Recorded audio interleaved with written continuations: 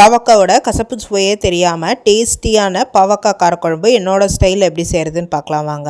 இந்த காரக்குழம்பு plain rice, Pongal, upma கூட ரொம்ப டேஸ்ட்டாக இருக்கும். அதுக்கு ஒரு கப்பில் பெரிய லெமன் சைஸ் புளியை கழுவிட்டு எடுத்து வச்சுக்கோங்க. அது கூட தேவையான அளவு உப்பு போட்டு சுடு தண்ணி போட்டு ஊற வச்சுருங்க. இப்போ 1/4 கிலோ பாவக்காவை என்ஸை கட் பண்ணிட்டு தின் ஸ்லைஸாக கட் பண்ணிக்கோங்க. டீசீட் பண்ணிக்கோங்க. தண்ணியில் உப்பு மஞ்சள் பொடி போட்டு நல்லா கழுவி எடுத்துக்கோங்க.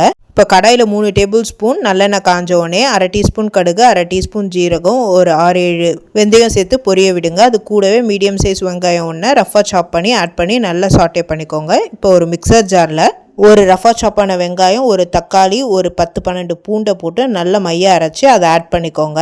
கடாயில் ஆட் பண்ணிட்டு நல்லா மிக்ஸ் பண்ணுங்கள். மிக்ஸி ஜாரை கழுவி அந்த தண்ணியை ஆட் பண்ணி நல்லா கொதிக்கட்டும். இப்போ நம்ம கட் பண்ணி வச்சுருக்க பாவக்காவை சேர்த்து நல்லா எண்ணெயில் கோட்டாகிற வரைக்கும் மிக்ஸ் பண்ணி கொடுங்க. இப்போ 1/4 டீஸ்பூன் மஞ்சள் பொடி, 5 டீஸ்பூன்லேருந்து 6 டீஸ்பூன் சாம்பார் பொடி சேர்த்துக்கோங்க.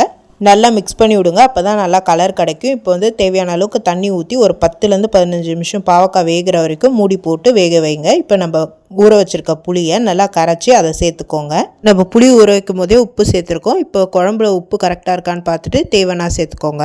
உப்பு காரம் கரெக்டாக இருக்கா, பேலன்ஸாக இருக்கான்னு பார்த்துட்டு 1 டீஸ்பூன் அளவுக்கு ஜாகரி பவுடர் சேர்த்துக்கோங்க. கொஞ்சம் கருவேப்பிலை சேர்த்துக்கோங்க.